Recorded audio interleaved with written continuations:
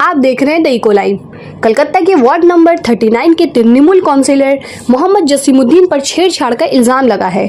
ये इल्ज़ाम कोई और नहीं बल्कि उनके करीबी दोस्त की बेटी ने लगाया है। 22 साल कॉलेज स्टूडेंट का इल्ज़ाम है कि जसीमुद्दीन उनके साथ छेड़खानी की है। मुखालफत करने पर धमकियां मिलती थी। दूसरी तरफ काउंसिलर जसीमुद्दीन ने मीडिया के सामने सफाई देते हुए कहा कि मेरे खिलाफ साजिश रची जा रही है। तमाम इल्ज़ामात बेबुनियाद हैं। ये बच्ची मेरी बेटी के बराबर है, उसे इस्तेमाल किया जा रहा है। अगर मेरे खिलाफ कोई सबूत है तो उसे अदालत में पेश किया जाए। पुलिस का सामना करने के लिए तैयार हूँ, तलब करने पर जरूर पेश होऊंगा। आइए सुनते हैं तृणमूल काउंसिलर और कॉलेज स्टूडेंट ने क्या कहा। मैं खाजी हूँ भाई, मैं आपसे बोला बच्चे हो उम्र में, मक्का और मदीना ये आंखों से देख के आया हूं। मक्का और मदीना वाले की अजमत और इजाब इलाही क्या है वो आप देखेंगे कुछ दिनों में। मैं आपको दावे के साथ कह रहा हूं, मैं बेकसूर हूं।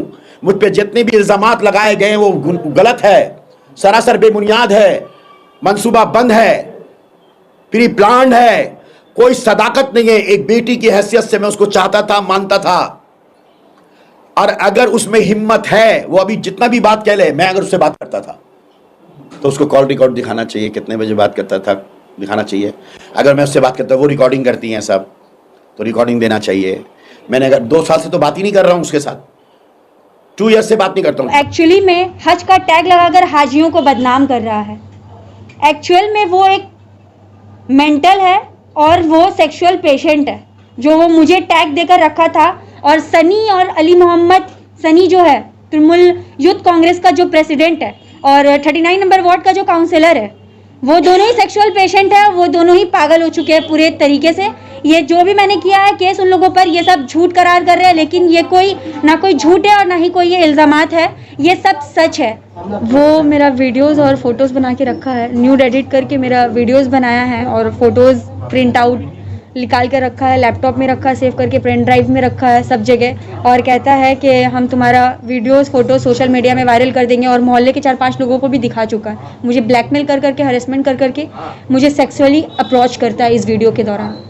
और मेरी आईडी में जाकर देख सकते हैं, अर्शी फारूक की आईडी है FB में, उसमें मैंने सारा पेपर और अपना पोस्ट डाल रखा है। जसीमुद्दीन जो मेरे साथ गलत कर रहा है, कुछ रिकॉर्डिंग्स और ऑडियोज़ भी है जो मैंने सुनाया है पब्लिकली, जो मुझे कह रहा है कि ऐसा हुआ है, वैसा हुआ है, गंदी गंदी सेक्सुअल बातें कर रहा है मुझसे। 2 साल तक इसलिए चुप थी क्योंकि मेरे डैडी 22-25 साल से उसके साथ रहे हैं, CPIM के टाइम से जब वो काउंसिलर थे। इवन दैट अब तक मेरे डैडी उनके साथ थे, लेकिन वो जो है डैडी मुझे बचपन से कहते थे कि वो मेरे बड़े पापा है, लेकिन वो जो है बड़े पापा कहकर मेरा गलत फ़ायदा उठाना चाहा। नहीं, पुलिस की तरफ से कोई एक्शन नहीं लिया गया है अब तक। और कई बार रास्ते में भी मेरे साथ बहुत कुछ हुआ है। उनके लड़कों ने आकर गाली गलौज किया और मारने की धमकी दी। मेरे घर के नीचे भी आकर बहुत बार कह रहे थे कि चापड़ मार देंगे, अस्तूरा मार देंगे और मर्डर कर देंगे।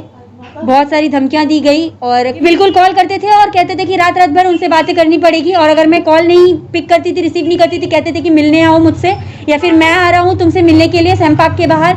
फिर मुझे कहते थे मेरे साथ डेट पे चलो, फिर मुझे कहते थे कॉफ़ी पीने के लिए चलो अपने फ्रेंड्स को लेकर, कभी कहते थे, फिर कभी कहते थे कि मेरे साथ लंच पे चलो। अगर मैं नहीं मानती थी, उनसे बातें नहीं करती थी, मैं कहती थी बड़े पापा मैं बात नहीं कर सकती, तो अगले ही दिन मेरे घर आ जाते थे और सुबह 3-4 बजे तक मेरे घर पर रहते थे रात भर।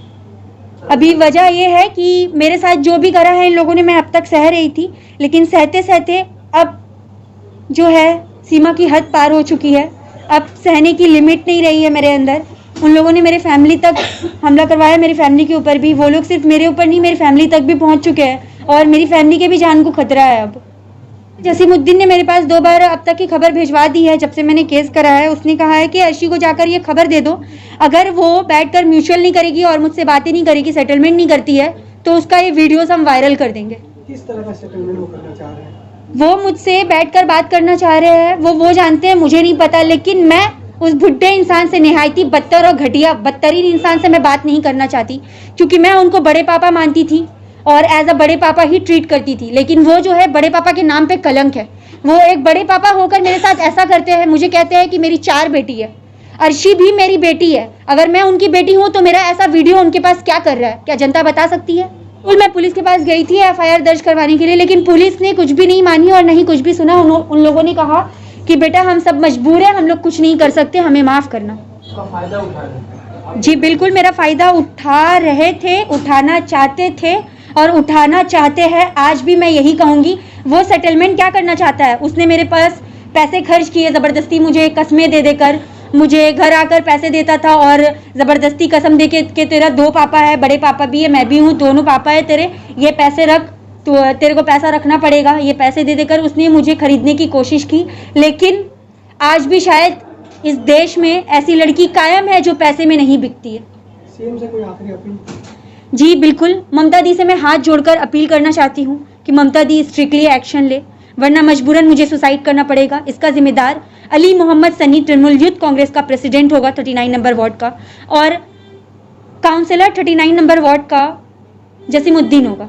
वो तो मुझे डरा कर रखा है और धमका कर रखा है कि सुदीप बंदोपाध्याय जी का हाथ मेरे सर पर है, देख सकती है बेटा तू, और अभिषेक बनर्जी तो मेरा पॉकेट में है, और फरहाद हकीम मेरा लंगोटिया यार है। दीदी को क्या है, दीदी को जो बोलते हैं वो सुनती है। दीदी के पास तो सिर्फ अपना ही चलता है, अपना चैनल चलता है, वो अपना चैनल ज़्यादा दिखाता है मुझे, सोर्स एंड पावर्स।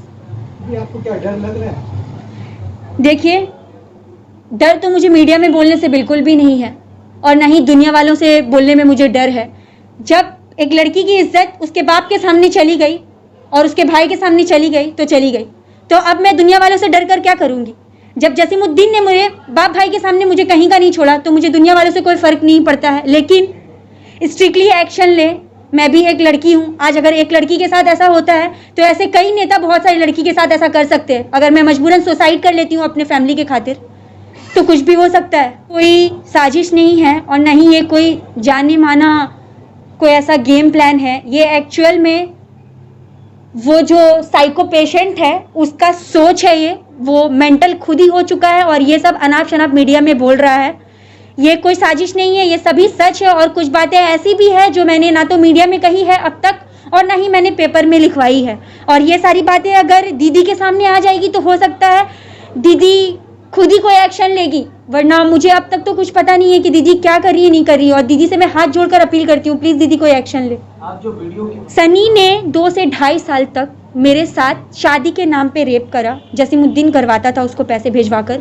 वो मुझे इमोशनली ब्लैकमेल और टॉर्चर करके मुझसे मिलने के लिए बुलाता था। किसी वेन्यू जो वो डिसाइड करके रखता था उस लोकेशन पे मुझे वो लोग बुलाते थे।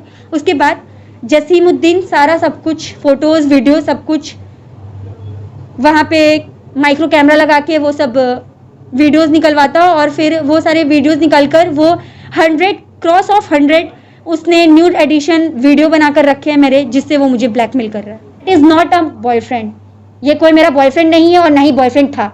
इससे मेरा रिलेशन था, हम दोनों एक दूसरे को पसंद करते थे और हमारी शादी होने वाली थी। जब शादी होने ही वाली थी तो क्या ऐसा दिक्कत आ गई? जसीमुद्दीन की बेटी के साथ उसका रिलेशन था और मुझे पता चला कि मेरे साथ रहने के साथ साथ वो जसीमुद्दीन की बेटी के साथ भी है, तो मैंने इस शादी वाले प्रपोजल को कैंसिल कर दिया।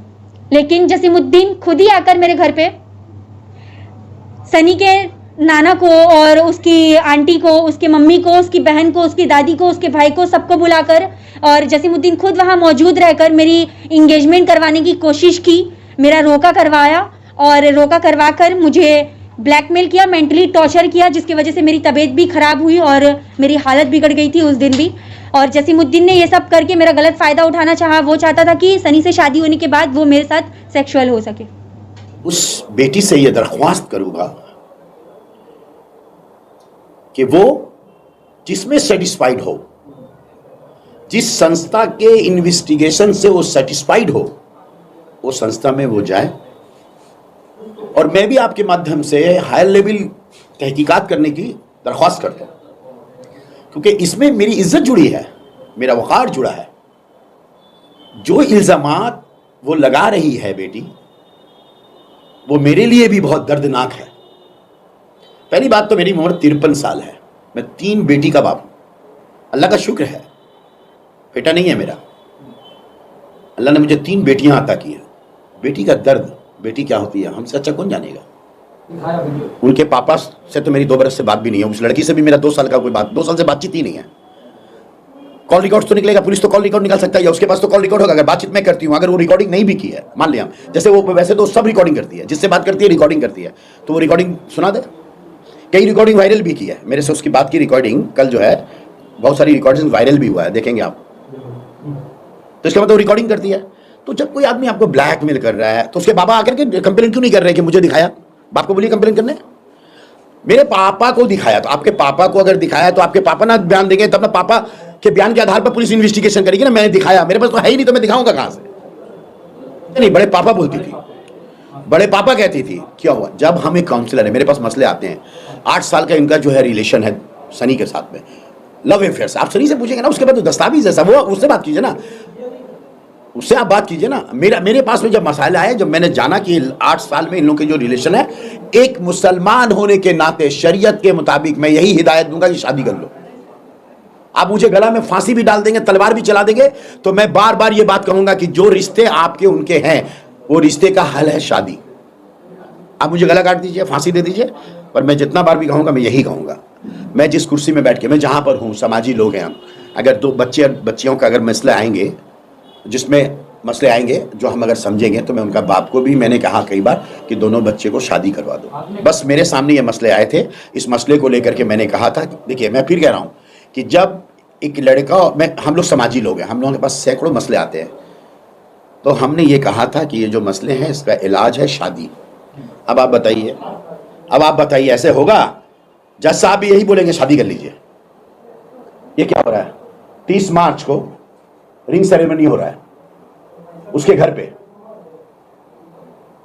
सनी, उसकी मां, उसकी दोनों बहन, उसकी खाला, उसकी दादी 70 बरस उम्र, नाना 75 बरस उम्र, और वहां पर अर्शी के वालिद साहब भी हैं, मैं भी हूं, उसकी मां भी है। घर में लोग चेक करके आएगी, तुम हमारी घर की बहू बनोगी, तुम हमारी घर की बहू बनोगी। मसला हो गया। आपने कह दिया मैं चोर हूं, मैं चोर हो गया।